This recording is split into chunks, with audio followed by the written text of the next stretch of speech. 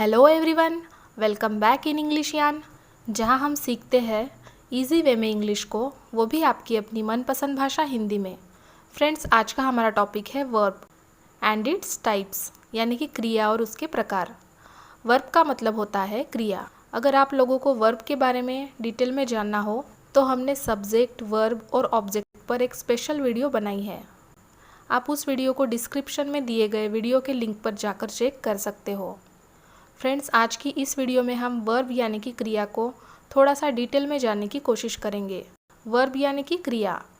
क्रिया जो है वो इंग्लिश ग्रामर में बहुत ही महत्व रखती है, ये आप सब जानते ही होंगे।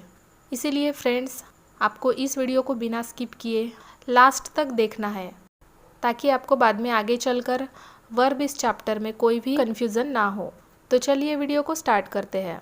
फ्रेंड्स, सबसे पहले हम जानेंगे कि वर्ब यानी कि क्रियाएँ होती क्या है। तो फ्रेंड्स, वर्ब यानी कि क्रिया वो है जिसके द्वारा हम सब्जेक्ट कौन सा कार्य या एक्टिविटी कर रहा है या वो किस अवस्था में है, इसका पता चलता है। फ्रेंड्स, वर्ब यानी कि क्रिया को दो भागों में बांटा गया है, यानी कि वर्ब जो है वो दो प्रकार के हैं। वर्ब के दो प्रकार है, ओके। और वो दो प्रकार है मेन वर्ब, जिसे कि एक्शन वर्ब भी कहते हैं, और इसका दूसरा टाइप है ऑक्सिलियरी वर्ब, इसी को ही हम हेल्पिंग वर्ब भी कहते हैं। ठीक है, क्या पढ़ा हमने? मेन वर्ब, इसी को ही हम एक्शन वर्ब कहते हैं, और ऑक्सिलियरी वर्ब को ही हम हेल्पिंग वर्ब इस नाम से भी जानते हैं। गाइस, सबसे पहले हम मेन वर्ब यानी कि एक्शन वर्ब किसे कहते हैं ये जान लेते हैं। मेन वर्ब या एक्शन वर्ब के द्वारा हमें ये समझ आता है कि सब्जेक्ट जो है वो कौन सी क्रिया कर रहा है या कौन सा कार्य कर रहा है। For example, Ritesh is swimming, यानी कि रितेश जो है वो तैर रहा है। इस वाक्य में हमारा सब्जेक्ट है रितेश, और स्विम यानी कि तैरना, ये एक मेन वर्ब या एक्शन वर्ब है, यानी कि मुख्य क्रिया है, ओके। क्योंकि यहाँ रितेश द्वारा तैरने की क्रिया या एक्शन या एक्टिविटी हो रही है। शॉर्ट में अगर हम कहना चाहें तो वर्ब वो सभी एक्शन या क्रियाएं हैं जो हम इंसानों द्वारा होती है। For example, read, dance, sing, sleep, jump, ये सभी मेन वर्ब यानी कि एक्शन वर्ब्स है, क्योंकि इन सभी के द्वारा एग्जैक्ट कौन सी क्रिया हो रही है इसका हमें पता चलता है। फ्रेंड्स, यहाँ पर मैं आपको एक छोटी सी ट्रिक बताऊँगी। वो ये है कि जब कभी भी आपको किसी भी वाक्य में वर्ब को पहचानना हो या वर्ब का पता लगाना हो, तो आप वहाँ खुद से एक सवाल पूछ सकते हो, that what they are doing, यानी कि वे क्या कर रहे हैं। तो इस वक्त इसका जो भी आंसर होगा वो होगा हमारा वर्ब। तो यहाँ दे आर रीडिंग, तो रीड ये हमारा वर्ब है, मेन वर्ब है या एक्शन वर्ब है। चलिए इसे और क्लियर तरीके से समझने के लिए कुछ और एग्जांपल्स लेते हैं। They play cricket every day, I go hospital every Monday. यहाँ पर फर्स्ट सेंटेंस में खेलने की क्रिया हो रही है और दूसरे सेंटेंस में जाने की, इसलिए प्ले और गो ये दोनों एक्शन वर्ब है या मेन वर्ब है। तो शॉर्ट में अगर देखा जाए तो जिस वर्ड के कारण वाक्य का अर्थ पूरा होता है और क्रिया एग्जैक्टली कौन सी हो रही है ये दर्शाया जाता है, उसी को ही हम मेन वर्ब इस नाम से जानते हैं। मेन वर्ब वाक्य में अकेला खड़ा होने की क्षमता रखता है, यानी कि इसका मतलब है कि इस एक वर्ब के कारण हमें पूरा का पूरा सेंटेंस और उसका अर्थ समझ आ जाता है। फॉर एग्ज़ाम्पल, शी स्पीक्स, यहाँ पर शी सब्जेक्ट है, शी यानी कि वह लड़की के लिए कहा गया है, और यहाँ एक्शन क्या हुई है, बोलने की, स्पीक्स, इसीलिए यहाँ मेन वर्ब या एक्शन वर्ब है स्पीक, क्योंकि स्पीक इस वर्ड के द्वारा हमें वाक्य का पूरा अर्थ समझ आ रहा है, वह बोलती है, शी स्पीक्स। नेक्स्ट एग्जाम्पल है ही जंप्स, यहाँ ही ये सब्जेक्ट है और ही यानी कि लड़का। लड़का क्या करता है, कूदता है, कूदने की क्रिया करता है, यानी कि यहाँ जंप ये मेन या एक्शन वर्ब है, ओके। यहाँ तक मेन वर्ब और एक्शन वर्ब क्लियर है सबको? All right, now we will discuss about auxiliary verbs और हेल्पिंग वर्ब्स। अब हम ऑक्सिलियरी वर्ब्स या हेल्पिंग वर्ब्स इनके बारे में जानेंगे, जिसके द्वारा हमें सब्जेक्ट की परिस्थिति या सिचुएशन समझ आती है, यानी कि सब्जेक्ट एग्जैक्टली प्रेजेंट, पास्ट या फ्यूचर, इन तीनों में से किस अवस्था में है इसका हमें पता चलता है, वो होती है हेल्पिंग वर्ब्स। साथ ही साथ ये वर्ब्स जो होती है वो मेन वर्ब यानी कि एक्शन वर्ब जो इसके पहले हमने पढ़ी उनको भी मदद करती है, उनको एक मीनिंग देती है और मदद करती है, इसीलिए ही इन्हें हेल्पिंग वर्ब यानी कि मदद करना, इस कारण हेल्पिंग वर्ब्स कहा गया है। और यहाँ याद रखने वाली एक बात है जो कि है जैसे मेन वर्ब या एक्शन वर्ब किसी भी सेंटेंस में अकेली खड़ी रह सकती है या वाक्य को अर्थ दे सकती है, उस तरह हेल्पिंग वर्ब्स वाक्य में अकेली स्टैंड नहीं कर सकती, वाक्य को पूरा नहीं कर सकती। For example Govind is.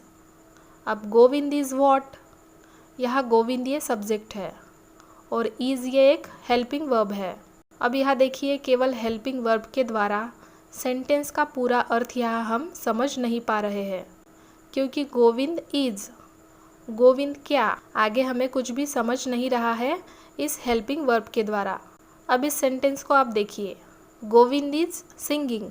अब यहाँ सिंगिंग इस शब्द के जुड़ जाने से हमें इस सेंटेंस का पूरा अर्थ समझ आया है, इसीलिए सिंगिंग और सिंग ये हुई हमारी मेन वर्ब। इसलिए हमने कहा था कि मेन वर्ब से सेंटेंस का पूरा अर्थ पता चलता है।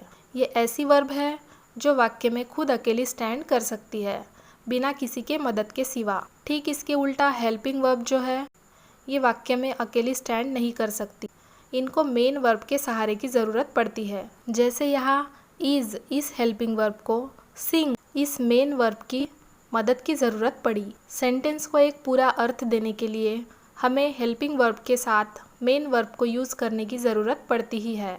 ओके, अब गोविंद इज़ सिंगिंग इस सेंटेंस में एक और चीज़ हमें समझ आती है कि गोविंद गा रहा है। यहाँ पर हमने इज़ इस हेल्पिंग वर्ब का यूज़ किया है।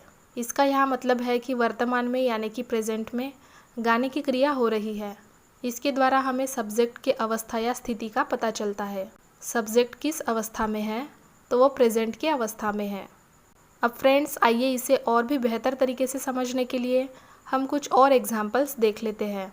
प्रिया इज़ हैप्पी, प्रिया खुश है।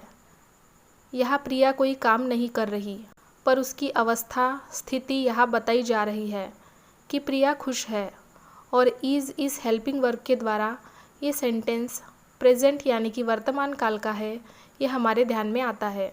प्रिया वॉज हैप्पी, यहाँ पर हमने वॉज इस हेल्पिंग वर्ब का यूज़ किया है। नाउ प्रिया वॉज हैप्पी यानी कि प्रिया खुश थी, इसके कारण सब्जेक्ट पास्ट में यानी कि भूतकाल में खुश थी, ये हमारे ध्यान में आता है। और हमारा नेक्स्ट एग्जाम्पल है प्रिया विल बी हैप्पी, यानी कि प्रिया खुश होगी। कब होगी प्रिया खुश? तो भविष्य में यानी कि फ्यूचर में। तो in short is, was, will ये सब हेल्पिंग वर्ब्स है और इन सभी के द्वारा सब्जेक्ट की क्रिया एग्जैक्टली किस काल में हो रही है यानी कि प्रेजेंट, पास्ट या फ्यूचर में हो रही है, इसका हमें पता चलता है। अब और इसी तरह की और भी बाकी कौन सी हेल्पिंग वर्ब्स है उनको हम शॉर्ट में देखेंगे। सबसे पहले आती है प्रेजेंट हेल्पिंग वर्ब, जिनकी यूज़ होने से सब्जेक्ट की स्थिति प्रेजेंट में है यानी वर्तमान काल में है, ये हमारे ध्यान में आता है। वो हुई हमारी प्रेजेंट की helping verbs is, am, are, has, have, has been, do, does, can, should, must, etcetera. अब यहाँ पर देखिए कैन, शुड, मस्ट ये जो है वो हेल्पिंग वर्ब्स है जो प्रेजेंट हेल्पिंग वर्ब की कैटेगरी में आते हैं। अब प्रेजेंट की हेल्पिंग वर्ब्स के बाद हम देखेंगे पास्ट की हेल्पिंग वर्ब्स, जो अगर वाक्य में यूज़ हो तो हमें ये समझ आता है कि सब्जेक्ट जो है वो पास्ट में है। तो पास्ट की वो हेल्पिंग वर्ब्स है was, were, did, had been, could have, should have, must have, etcetera.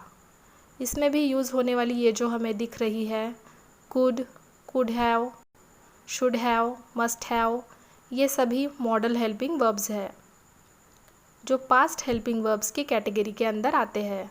अब प्रेजेंट और पास्ट की तरह ही फ्रेंड्स फ्यूचर टेंस की भी कुछ हेल्पिंग वर्ब्स है जिसके यूज़ होने से हमें ये समझ आता है कि सब्जेक्ट की स्थिति या अवस्था जो है वो फ्यूचर यानी कि भविष्य काल में है।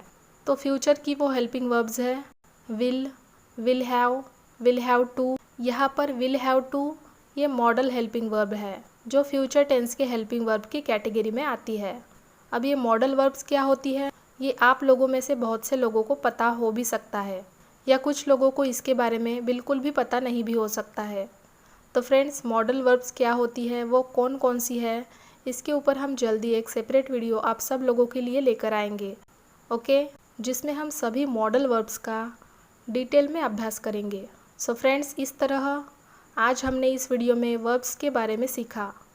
वर्ब किसे कहते हैं, उसी तरह वर्ब के दो टाइप्स हमने देखे, जिनमें से पहली है मेन वर्ब या एक्शन वर्ब और दूसरी वर्ब जो होती है वो है ऑक्सिलियरी वर्ब और हेल्पिंग वर्ब।